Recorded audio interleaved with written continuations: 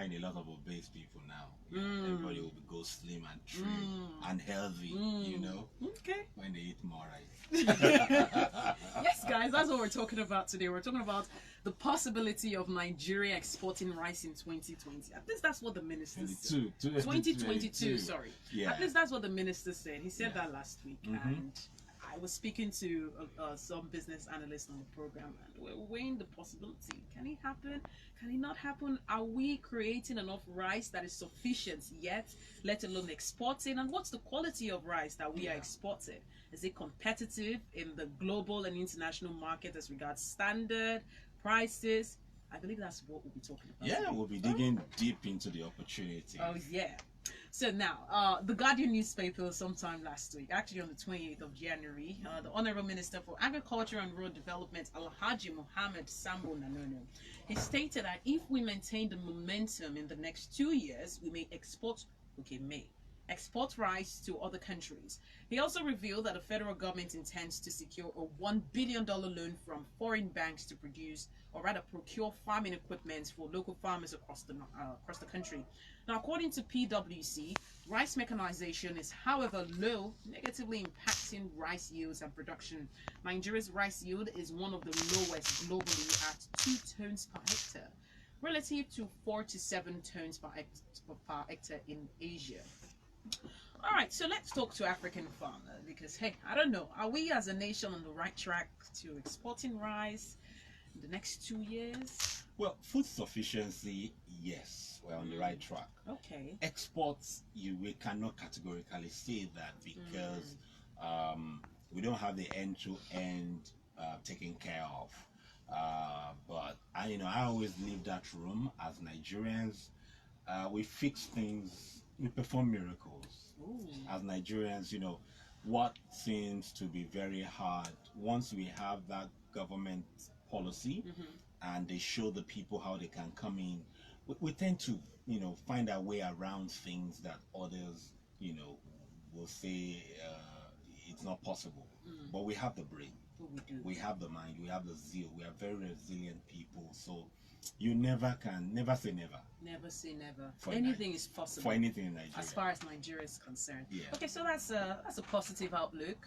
As far as food sufficiency is something that we can do, then there's no telling what we can do as far as agriculture is concerned. Yes. As long as we continue to engage the value chain, available in the agricultural world, then there's really nothing. Yeah, so there's a lot to do. There's a lot of work, that needs to happen.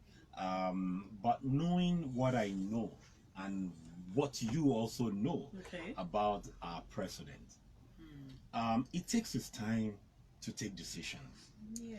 But once he takes that decision, there's no going back.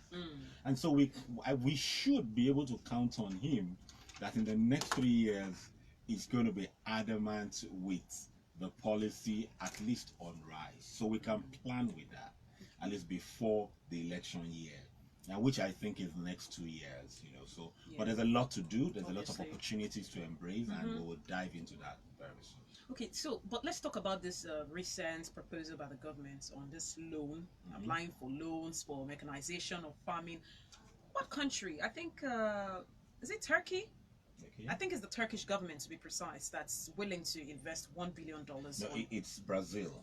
I think it's Turkey. No, it's Brazil. I met with the consular. Not that they are willing, they are actually brought $1 billion on the table. Brazil? Yeah. I met with the consular sometime in December. And I heard Turkey also is also embracing that. But I personally met the Brazilian government. Yes, as chairman Agric at the Chamber of Commerce, Lagos Chamber of Commerce. And they already put $1 billion on the table. 150, first tranche 150. Next March they are releasing about 300. Into mechanization, sugarcane, cassava. So at least I've met him. I've seen the policy. You can speak for that. I can speak for Brazil. Okay, well, let me speak for the federal government. Also, the Turkish government has indicated interest and are willing to invest $1 billion on mechanization to make sure that at least 140 centers of processing hubs are set up around the country. Yeah. So I think this is a positive signal for the agric world in general in Nigeria. If more countries or governments are showing interest in investing, they see the potential for Nigeria to be food sufficient and also becoming exporters of food as well. Yeah, what I like about Brazil, the Brazil model or the Brazil intervention, is that the first tranche has to do with government. Okay. But about 70% of those funding is for private sector. Well, that's good. You know, so the first tranche for government, the other tranche is for private sector, and that's where I see the sustainability in training across the value chain. Yeah. You know, so theirs is more robust. I've not read the Turkey. I'll go and research that. Because Turkey also is very economical with equipment. They do very high quality equipment, and they last longer, and they also produce for small and medium, you know, whatever platform. So, you know, we have the law because the governors are handicapped, so to speak. Money is not coming in, so they need to develop agriculture. So all of them are putting in the boots, you know. So that's really good. What a time to be a farmer, right?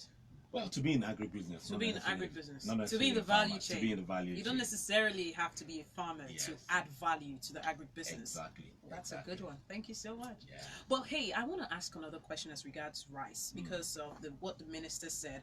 How much rice do we need to produce as a nation that will be sustainable for us before we think of exporting? Okay, so today I'm going to read. You're going to read, okay. So in the last 6 years, I've put together some opportunities in the value chain, and I've gone round and round talking about it. So I just latest report from PwC, KPMG, FAO, that's Food and Agriculture Organization, you know, to bring, you know, current data. And so KPMG says we consume 6.9 million tons annually. As at April 12, 2019, a BBC report quoted U.S. Department of Agriculture, which is, you know, a valid